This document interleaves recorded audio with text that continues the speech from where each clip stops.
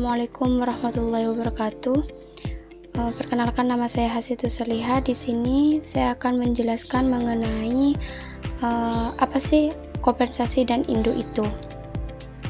Anggaran kompensasi yaitu harga untuk jasa yang diterima atau diberikan oleh orang lain bagi kepentingan seseorang atau badan hukum. Sedangkan anggaran induk adalah rencana keuangan menyeluruh untuk suatu organisasi yang memadukan seluruh aspek kegiatan bisnis, seperti anggaran bahan baku, anggaran upah, anggaran biaya overhead, anggaran produksi, anggaran penjualan, dan anggaran kas. Selanjutnya saya akan menjelaskan mengenai perlakuan upah dalam lembur per jam. Upah per jam ialah kompensasi yang dibayarkan kepada karyawan berdasarkan jumlah jam kerja yang telah diselesaikan. Perlakuan upah per jam mencakup yang pertama, penetapan upah. Upah per jam ditentukan berdasarkan kesepakatan antara pemberi kerja dan karyawan atau sesuai dengan peraturan ketenagakerjaan yang berlaku di beberapa negara. Ada upah minimum per jam yang harus dipatuhi oleh perusahaan. Dan yang kedua, perhitungan. Upah per jam dihitung dengan mengalihkan jumlah jam kerja dengan tarif upah per jam yang telah ditetapkan. Misalnya, jika seorang karyawan bekerja 40 jam seminggu dengan tarif 50.000 per jam, maka upah mingguannya adalah 2 juta. Terus, lembur per jam. Lembur per jam ialah kompensasi tambahan yang dibayarkan kepada karyawan yang bekerja melebihi jam kerja normal yang telah ditetapkan oleh perusahaan atau peraturan ketenagakerjaan. Perlakuan lembur meliputi yang pertama, jam kerja normal. Jam kerja normal yaitu sekitar 8 jam per hari atau 40 jam per minggu. Jam kerja normal ditentukan oleh undang-undang atau peraturan perusahaan. Yang kedua, tarif lembur. Tarif lembur sering kali lebih tinggi daripada tarif upah normal. Biasanya tarif lembur dihitung sebagai setengah kali atau 2 kali dari upah per jam normal, tergantung pada kebijakan perusahaan atau peraturan pemerintah. Misalnya, jika upah normal adalah 50.000 per jam, maka tarif lembur bisa 75.000 atau 100.000 per jam. Yang kedua, perhitungan lembur. Lembur dihitung dengan mengalihkan jumlah jam lembur dengan tarif lembur yang telah ditetapkan. Misalnya, jika seorang karyawan bekerja 2 jam lembur dengan tarif 75.000 per jam, maka upah lemburnya adalah 150.000. Baik, tanpa salam kembali, saya akan menjelaskan tentang anggaran tunjangan, jumlah jiwa, dan kompensasi bonus. Anggaran tunjangan adalah komponen di luar pendapatan utama atau gaji atau dana yang diberikan atau dialokasikan secara rutin untuk memenuhi. Anggaran jumlah jiwa adalah anggaran ini sepenuhnya moneter. Anggaran ini hanya menyusun daftar jumlah karyawan menurut departemen, lokasi, atau posisi. Informasi ini dapat digunakan oleh bagian staf sumber daya manusia untuk merencanakan perekrutan atau PHK oleh manajer fasilitas untuk menentukan luas persegi yang diperlukan untuk menampung semua karyawan. Kompensasi bonus. Pertama, target kinerja. Anggaran seringkali menetapkan target kinerja keuangan dan operasional yang harus dicapai oleh perusahaan. Kompensasi bonus biasanya terkait langsung dengan pencapaian target-target ini. Jika karyawan atau tim mencapai atau melebihi target yang telah ditetapkan dalam anggaran, mereka mungkin menerima bonus sebagai penghargaan. Kedua, motivasi karyawan. Menyusun kompensasi bonus yang terkait dengan anggaran dapat memotivasi karyawan untuk bekerja lebih keras dan lebih efisien. Ketiga, kontrol biaya. Dengan mengaitkan bonus dengan pencapaian anggaran, perusahaan dapat lebih mengontrol biaya dan memastikan bahwa pengeluaran tetap sesuai rencana. 4. Keterkaitan kinerja dan imbalan. Penggunaan anggaran sebagai dasar untuk penentukan bonus memastikan bahwa kinerja karyawan dan tim diukur secara objektif. Kelima, penyesuaian dan perencanaan. Jika anggaran direvisi atau ada perubahan dalam tujuan perusahaan, struktur kompensasi bonus juga dapat disesuaikan. Keenam, pengendalian manajemen. Manajemen dapat menggunakan hubungan antara anggaran dan kompensasi bonus sebagai alat pengendalian. Lalu, laporan laba rugi dianggarkan. Anggaran induk atau master budget adalah gabungan semua anggaran tingkat rendah yang dihasilkan oleh bermacam-macam bidang fungsional perusahaan. Yang menghasilkan laporan laba rugi dianggarkan. Ada juga yang berupa neraca dianggarkan. Meskipun penurunan dokumen ini merupakan kerja tambahan, inti dari anggaran induk ini adalah laporan laba rugi dianggarkan.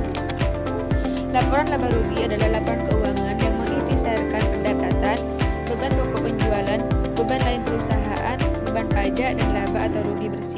Laporan ini menunjukkan hasil keuangan perusahaan selama periode waktu tertentu, biasanya 1 bulan, triwulan, atau tahun. Ini saya akan menjelaskan tentang neraca yang dianggarkan. Neraca yang dianggarkan berasal dari semua pembahasan sebelumnya pada bab ini tentang komponen neraca. Neraca harus disusun ke dalam 2 bagian. Yang pertama, penyusunan rinci yang berisi berbagai perhitungan, dan yang kedua, versi ikhtisar yang tidak dapat dibedakan dari neraca yang normal. Contohnya, penyusunan neraca secara rinci berikut mencakup pembahasan tiap-tiap pos lini. Angka-angka pada contoh itu tidak relevan, kita hanya mencoba menunjukkan bagaimana neraca itu disusun. Untuk tujuan neraca yang dianggarkan, kita tidak usah terlalu khawatir dengan apakah aset atau liabilitas diklasifikasikan sebagai jangka pendek atau jangka panjang, mengingat tak terelakkannya ketidakakuratan yang terbawa di dalam neraca yang dianggarkan. Tidak ada gunanya membuat perancangan ini. Selanjutnya, informasi itu tidak berguna dari perspektif penyusunan anggaran karena tidak digunakan oleh manajemen atau pengambilan keputusan. Sekian dari saya. Wallahu muwaffiq ila aqwamit thoriq. Wassalamualaikum warahmatullahi wabarakatuh. Beralih pada pembahasan yang kedua, yaitu berupa anggaran biaya, yang dimana dalam definisinya anggaran biaya merupakan rencana biaya yang akan dikeluarkan perusahaan untuk memperoleh pendapatan yang direncanakan. Dan anggaran biaya dapat dikelompokkan menjadi 4 bagian. Yang pertama, anggaran biaya tenaga kerja langsung. Yang kedua, anggaran biaya overhead. Yang ketiga, anggaran biaya pemasaran. Yang terakhir yaitu anggaran biaya administrasi dan umum. Anggaran biaya tenaga kerja langsung adalah rencana besarnya biaya yang dikeluarkan perusahaan untuk membayar biaya tenaga kerja yang terlibat secara langsung di dalam proses produksi dalam suatu periode tertentu di masa mendatang. Sedangkan dalam anggaran biaya overhead itu merupakan rencana besarnya biaya produksi di luar biaya bahan baku dan biaya tenaga kerja langsung. Anggaran biaya pemasaran yaitu merupakan suatu rencana tentang besarnya biaya distribusi yang akan dikeluarkan perusahaan untuk mendistribusikan produknya. Sedangkan anggaran biaya administrasi dan umum merupakan biaya yang direncanakan untuk operasi kantor administratif di dalam suatu periode tertentu di masa yang akan datang. Neraca yang dianggarkan adalah laporan keuangan yang memproyeksikan posisi keuangan perusahaan pada akhir periode anggaran. Ini mencakup estimasi aset, kewajiban, dan likuiditas berdasarkan anggaran yang telah disusun. Neraca yang dianggarkan membantu manajemen untuk merencanakan dan mengendalikan sumber daya keuangan perusahaan serta mengevaluasi apakah tujuan keuangan dapat tercapai. Untuk contoh perhitungan simulasi upah per jam, yaitu upah per jam dihitung dengan mengalihkan jumlah jam kerja dengan tarif upah per jam yang telah ditetapkan. Misalnya, jika seorang karyawan bekerja 40 jam seminggu dengan tarif 50.000 per jam, maka upah mingguannya adalah 2 juta.